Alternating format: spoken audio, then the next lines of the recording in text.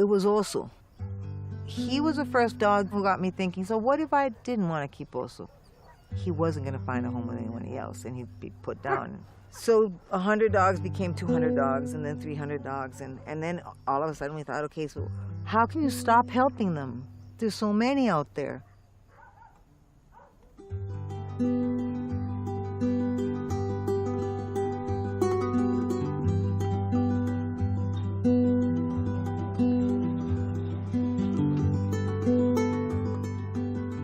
To me, and I hope to them, it's their little mountain where nobody's going to hurt them again, and where, if they're lucky, they might find a home.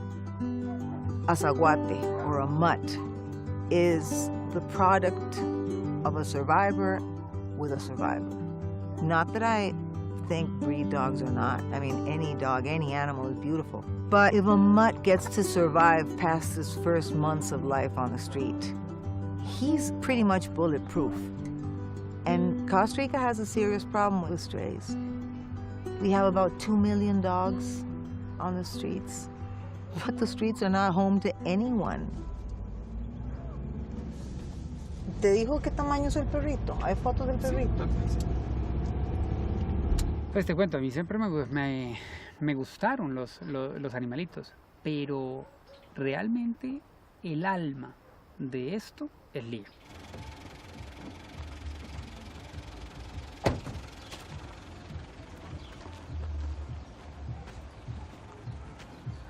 Con cara de, Hubiéramos traído como algo para recogerlo. Aquí anda una cuerda, mami. Pero no, pero algo como... Ah, una matita, ahorita hago la vuelta. Y está que se puede, sí se puede levantar. Ah, ya veo.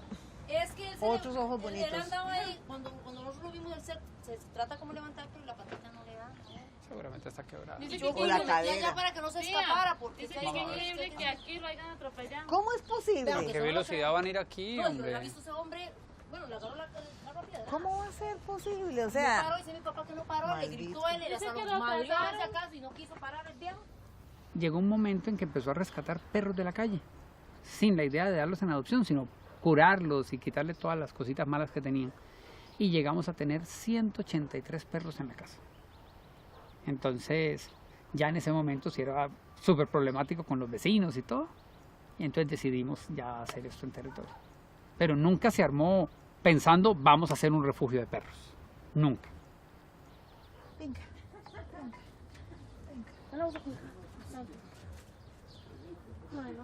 Ay, mira. Vean, esa es la cadera. ¿A dónde? Ay, esta pierna. It has to start with children. Children have to grow up knowing the good and the bad. I mean, how to treat an animal properly, that's the nice part. How to consider it part of your family and not an object. And also, what happens if you don't? But people still need a little bit of coaching there. And it can happen, but it has to happen from school. It has to be taught to kids, and kids will teach their parents.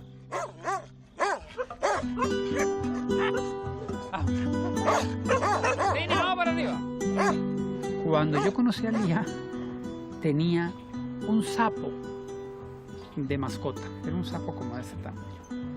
Y tenía conejos, y tenía perros, y tenía de todo.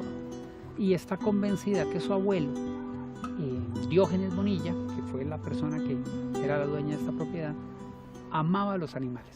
Entonces ella dice, esta herencia de mi abuelo, creo que el mejor uso que le puedo dar es en honor a él, que esté llena de animalitos. Where's Nicole? I'll get her bag. Bueno, ya. What else? Since we don't euthanize a dog for any reason at all, some of our dogs needed therapy.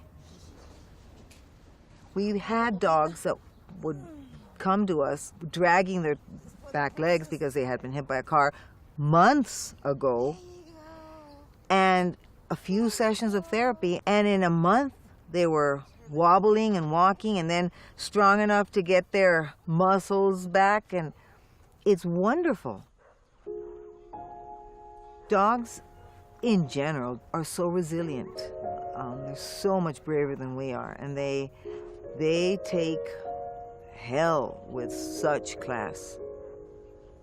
little dogs I've seen, or the dogs that lose part of their ability to function, have to make up with personality, and they do.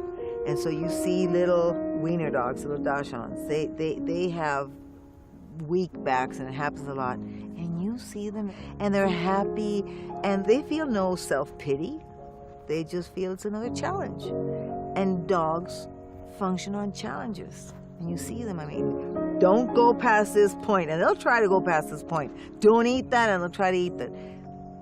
Don't survive, and they will survive.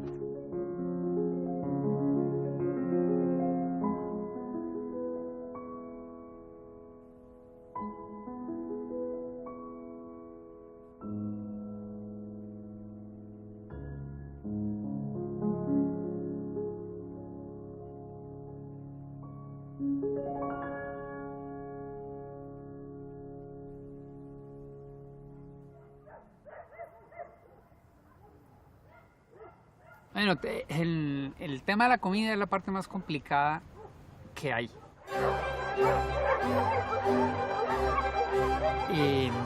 La parte elemental para poderle dar de comer a esta cantidad de perros es que nunca puedes empezar a servir por pedazos la comida.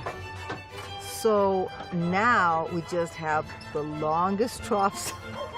We strategically place the sacks. The guys stand there. It's like a ceremony. And then they all come and they start getting in and shouldering their way in, and some of them will lie on top of the food. And so we do have to patrol behind them, but basically that's a routine. It comes full circle because we feed them, and then we have these really sturdy sacks left over. So what we do is we collect the poop during the day, and we fill the sacks. And then the sacks are placed in special bins that are later collected by a company that specializes in sort of composting, that sort of thing. So it's not like they sort of toss it in a river.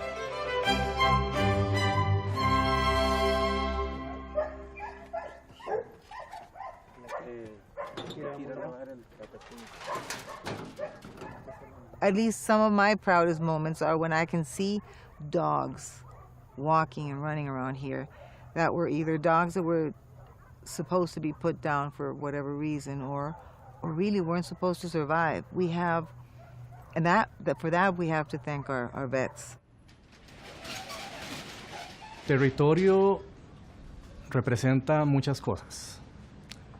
Representa todo lo que una persona puede hacer para cambiar el mundo, pero al mismo tiempo, y muy tristemente, representa lo mal que estamos en Costa Rica con respecto a la tenencia responsable de mascotas.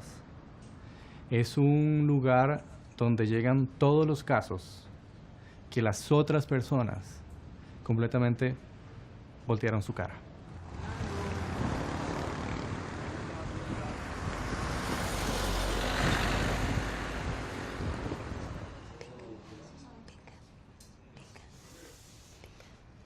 Qué rico que huele su boquita.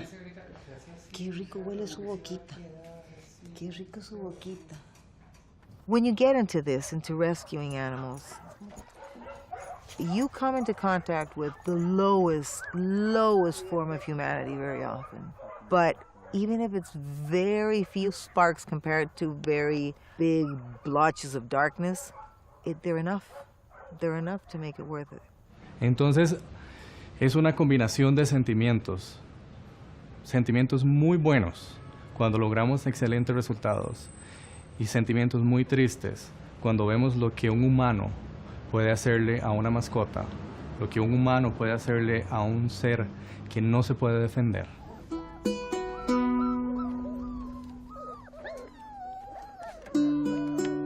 A lot of the dogs that we have here are all messed up.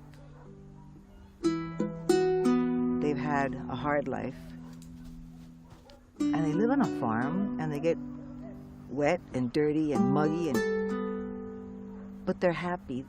They've healed the inside, and sometimes that's the hardest part to heal. Think of human beings. I mean, no matter how much makeup you put on, if you're sad, if you've got a broken heart, it's not gonna go away with makeup.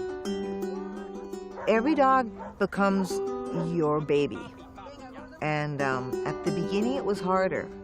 But then after years of watching these dogs who have had so much fun here just gravitate towards people when there's a public walk, you understand that they all want a home.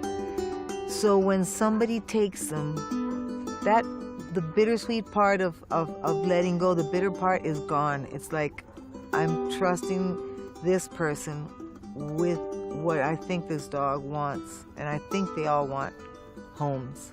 It's not how many times you're happy, it's how deeply happy you can be. And I don't think I could be happy turning my back on them. Sometimes I get asked, why do you keep doing it? I go, because somebody has to take over. Somebody has to learn that it is possible to give this to dogs, to have dogs that don't have homes and not have them caged in and sentenced to a death if they're not adopted. If I could do this, imagine a government with funding. They deserve at least this, at least as much. And if we can't stop them from being born, well, God, then guarantee them some happiness and a future that doesn't involve cages. So, I can't stop. I can't.